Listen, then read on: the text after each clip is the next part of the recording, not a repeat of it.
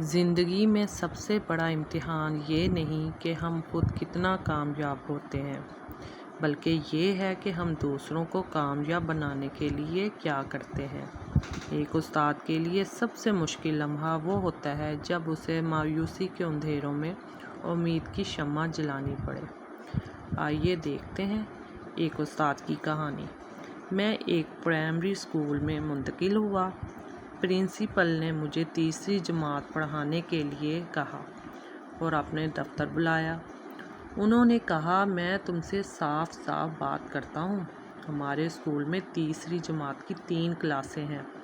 اس تعلیمی سال میں ہم نے باقی اساتذہ کے ساتھ مل کر فیصلہ کیا ہے کہ ان میں سے 2 کلاسوں میں بہترین طلباء ہوں گے اور جو تیسری کلاس تمہیں ملی ہے اس کے تمام طلباء ناکام اور نا امید ہیں۔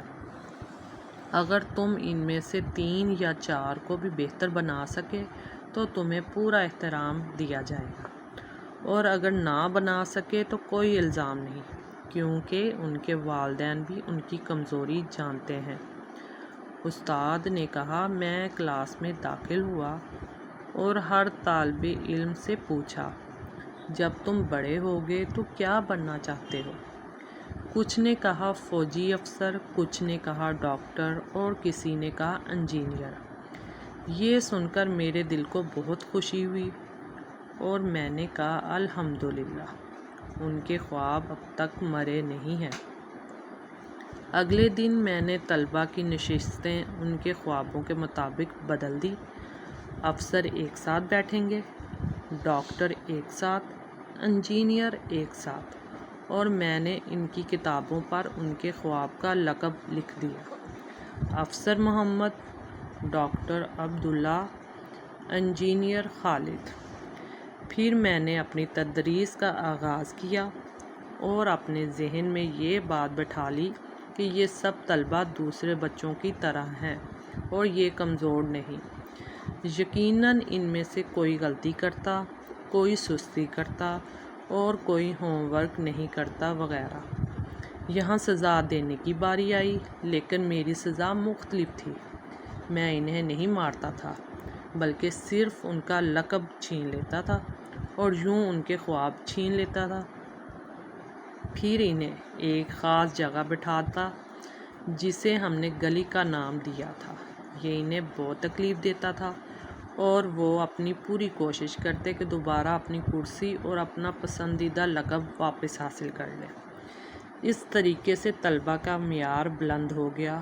وہ روزانہ ہوم ورک کرنے لگے، دل لگا کر پڑھنے لگے اور آپس میں بھی اچھی مسابقت پیدا کرنے لگے۔ میں کبھی کبھار انہیں تحفے بھی دیتا جو ان کے خواب کے شعبے سے متعلق ہوتے۔ پہلے سیمسٹر کے آخر میں میری پوری کلاس کو پڑھائی، اسکول اور استاد سے محبت ہو گئی۔ اب شاذ و نادر ہی کسی کو گلی میں بٹھانا پڑتا تھا۔ سال کے آخر میں الحمدللہ میری کلاس نے باقی دونوں کلاسوں کو بڑے فرق سے پیچھے چھوڑ دیا۔ پرنسپل اور دوسرے اساتذہ نے مجھ سے پوچھا، خدا کے لیے بتاؤ، تم نے کون سا تدریسی طریقہ اپنایا جس سے ان بچوں کو اتنا بدل دیا اور ان کا معیار حیران کن حد تک بلند کر دیا؟ تو میرا جواب یہ تھا، میرا تدریسی طریقہ اور انداز تمہارے جیسا ہی ہے، فرق صرف اتنا ہے کہ میں نے ہر طالب علم کو اپنے خواب کا دفاع کرنے پر لگا دیا۔ کامیاب وہی استاد ہیں جو کمزور طلباء کو مضبوط بنانے کا ہنر جانتے ہوں۔ کچھ چیلنج ایسے ہوتے ہیں جو نوکری کا حصہ نہیں بلکہ دل اور ایمان کا امتحان بن جاتے ہیں۔ اصل تعلیم صرف کتابوں سے نہیں، خوابوں کو زندہ رکھنے سے شروع ہوتی ہے۔ جی دوستو، اگر آج کی ویڈیو آپ کو پسند آئی ہو تو ابھی سبسکرائب کا بٹن دبائیں اور بیل آئیکن کو بھی پریس کریں تاکہ ہر نئی ویڈیو سب سے پہلے آپ تک پہنچے۔